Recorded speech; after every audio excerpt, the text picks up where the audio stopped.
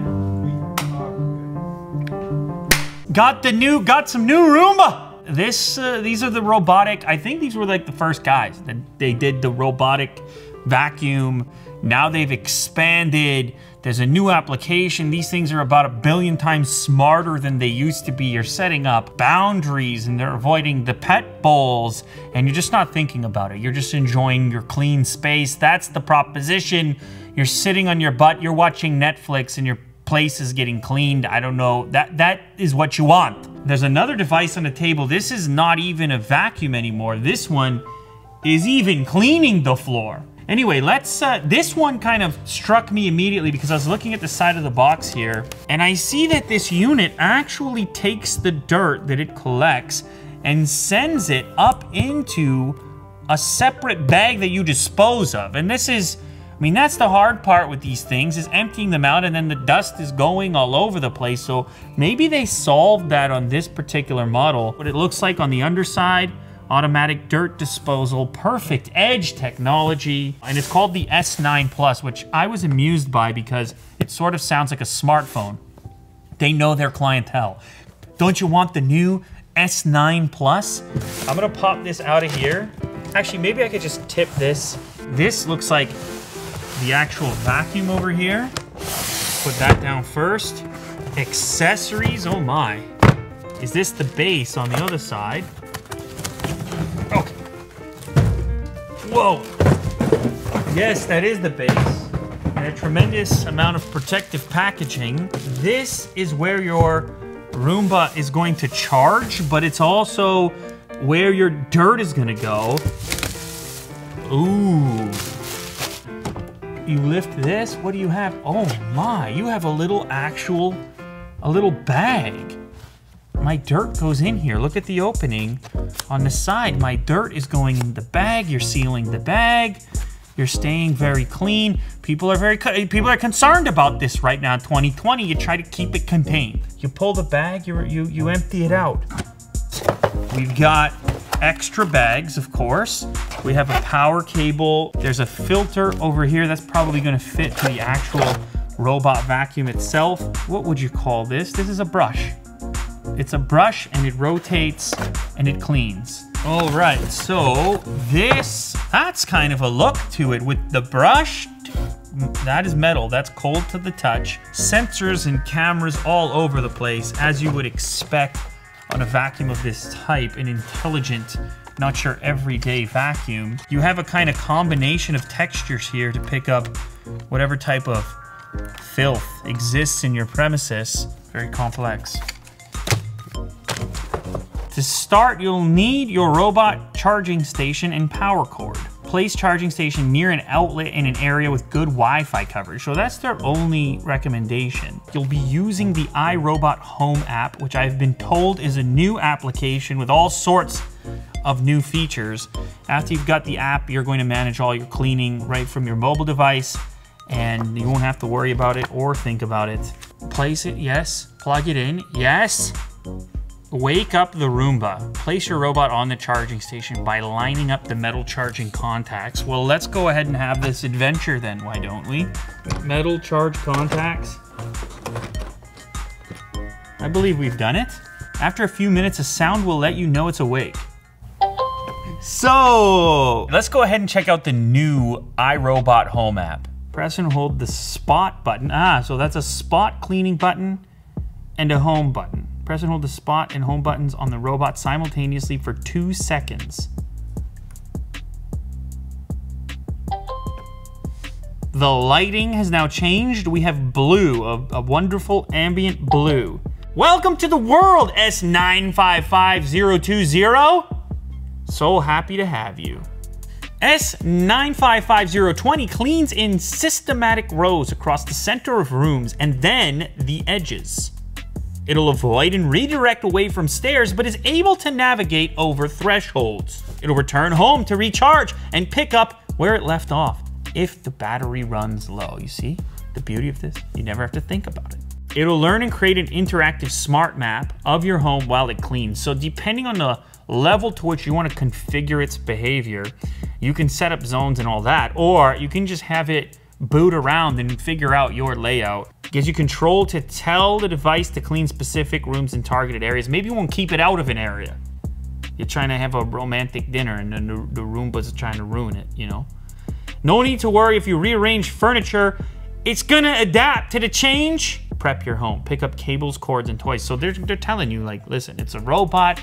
It's an intelligent robot, but don't be a jerk either. You got the headphones. They're sitting right there. I mean, you could pick up your own headphones. I want to showcase it here on the table. I'm gonna put some dirt here and stuff, but it's really designed to map a typical room, and there's a few of them in here actually. So it will save these maps for the different areas in which it works. And as you see here, like, it'll figure out the boundaries where it can and can't go, and then I can go in and actually adjust this further through customization. And actually it will let you edit or add room dividers if there's a place you don't want the Roomba to travel. And you can also label your rooms, name your map, and so forth. So I could just call this like main floor, for example, and then I can set that up within the house. I can, like, look at this. Okay, I'll just throw a divider. I don't want it to go into that room right there. There's lots of fancy material in that room, so I could put this divider here, but I can also go in and tap on a divider and move it. Look at that.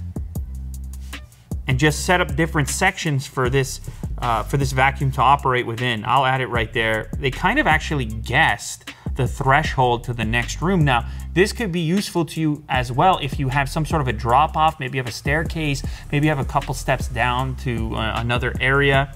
This could be helpful for that reason as well. Now we have something else called a keep out zone, which can be within a divided area in the room.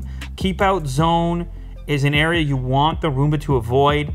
You can help Roomba complete more jobs successfully by placing them where Roomba could get stuck, such as around TV wires or crowded corners. So you can see the way those map out. And then you have clean zones where you want the Roomba to work. I'm gonna add a keep out zone, and as you can see, it picked up certain obstacles there, so I could have it stay away. There, that could be my keep out zone. I can set the size. Here's some obstacles I don't want the Roomba to get caught up, so I'm just gonna save that. Now it's not gonna go in that section. So there's actually more smarts at play here than you may think just looking at the device, imagining how it's interpreting its environment. As you can see here, it's also capable of mapping out places it shouldn't be and sort of how to behave within a particular space to your liking. I can go ahead and add a clean zone. So this is completely open over here. I want the Roomba to clean all this open space right over here. I can name that zone. That could be, oh, I don't know, desk. Sure. It's very configurable. Now, how does it actually work? How does it do the cleaning? I have some junk over here to test. These are oats. These are oats. We will place the oats. Well, this is, if you don't have this functionality with a vacuum, is that too many oats? It's quite a few oats. You know what's always amazing about oats is it's small without the water. But you add the water to the oats if you wanted to do the oatmeal, and then all of a sudden it's like, that's a fair amount of oatmeal. But it's a tiny little, see what I'm saying? Your coffee? Yeah. My goodness, we got the whole kitchen up here thanks to Jack. It's coffee oats. What is that band?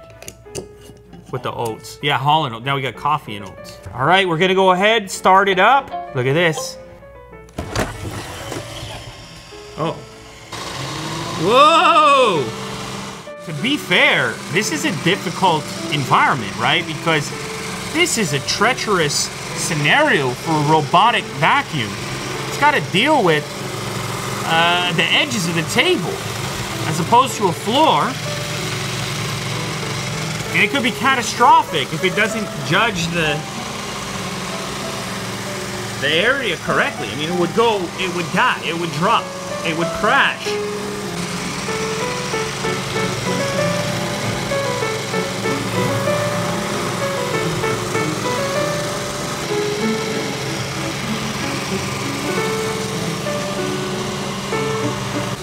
Good sensors. Well done.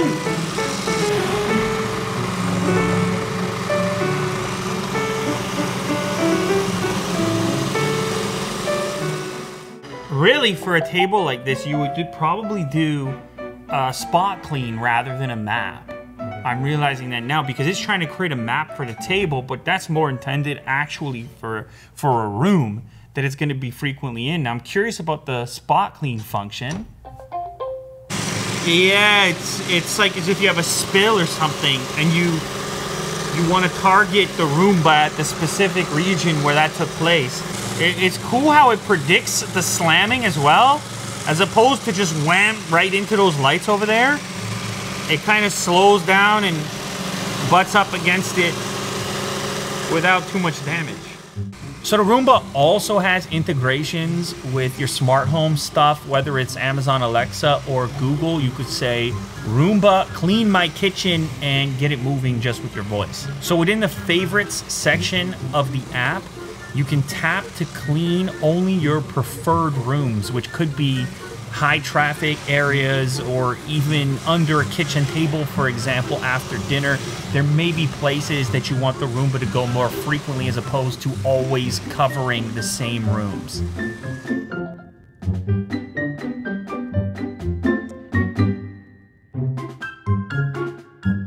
All right, so the thing is filled with junk now. It's got the oats, it's got the coffee. It's got to find a way home now into the base station where the dirt is going to get sucked up into the canister. There's a bag up here. Keep it all neat and tidy. You chuck the whole thing out after.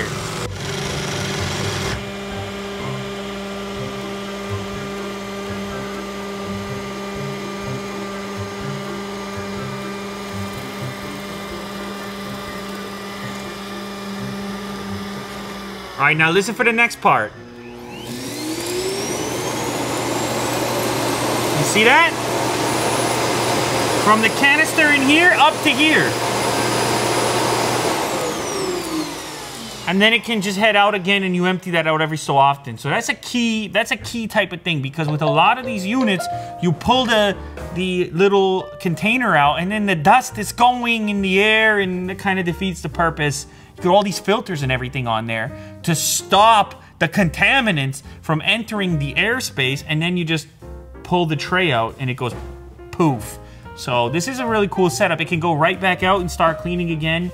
You set it up with the schedules. You just empty out the main unit every so often and you're good to go. So you can configure it and manage it completely off-site as well. This thing is right now connected to the Wi-Fi, and therefore, even if I'm not at home, I can send it to start cleaning up. I could be on my way back, be like, there was a mess over there. I want to get it running. You can do everything from within the smartphone app, even if you're not physically present. So, all right, so that's the Roomba. That's the initial phase of the robotic cleanup. It's gonna pick up all the dirt and dust and things like this. It will work on multiple different types of surfaces. And then after that happens, you can move over to the BravaJet, which is this guy right here. And this takes things to another level with the spraying, in which case it's going to actually clean the floor. There's a number of different pads and accessories you get for it, including dry sweeping pads that could be on the hardwood floors, things like this. That's the hardwood cleaning solution right there. So you put it all together, double the robots, double the fun. You kick it off with the vacuum, then you do the robot mop, and you get the full robot clean.